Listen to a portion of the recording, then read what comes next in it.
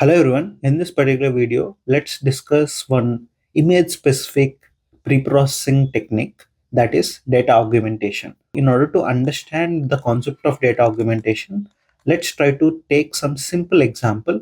And in this example, let's say your college is trying to build some automatic attendance marking system.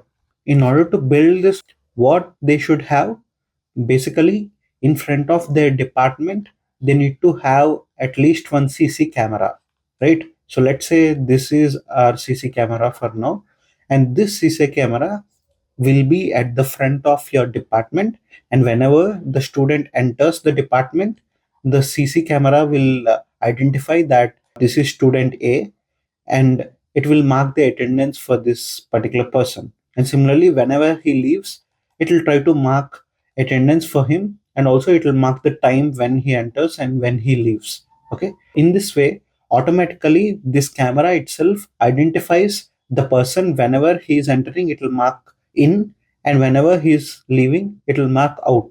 So in this way, our system should work. Okay, in order to build such system, what all things that we need to do?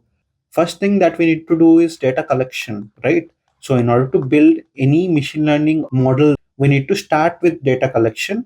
Here, whose data we need to collect? We need to collect all the students' data. As we wanted to mark the attendance of the students, we need to collect each and every student images. Basically, it is trying to identify the faces, right? Every student needs to give their own images, but we can't ask students to give like hundreds of images, right? At max we can ask some 5 to 10 images from each student, right? But in order to build such a system, like let's say there are some 100 students in the department, and this camera needs to identify all the 100 students and mark their attendance accordingly.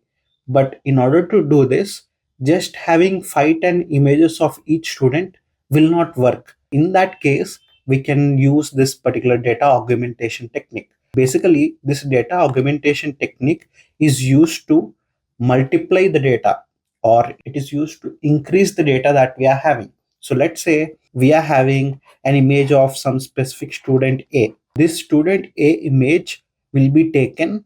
On this image, we'll do several operations. So one operation can be like taking mirror image of the existing image, and similarly by rotating like 30 degrees, 60 degrees, and 90 degrees, 130 degrees, like that, in different angles we can rotate the given image, and we can take all of them as inputs.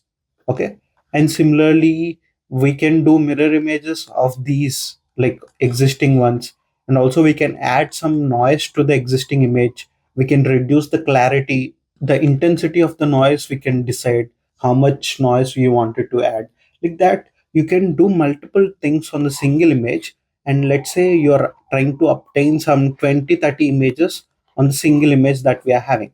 This is what we'll be doing in data augmentation. Like whenever you're trying to build some real world application, you might not be having enough amount of data required for that particular application. In that case, data augmentation comes in, and with the help of this data augmentation, we'll try to apply multiple operations and try to multiply our data. Basically, for each person, let's say we are having this maximum case, that is 10 images. Then on each of the 10 images, we'll do data augmentation and obtain like some 20 or 30 images, and total it will be approximately near to 200 images per person. So with these 200 images, maybe we can obtain some better accuracy on the model that we are trying to build. Like that, you can use this data augmentation, and maybe you can use this data augmentation in other form of data as well. I hope the concept is clear, and if you have any doubts, please comment down in the comment section. Thank you everyone. Bye bye.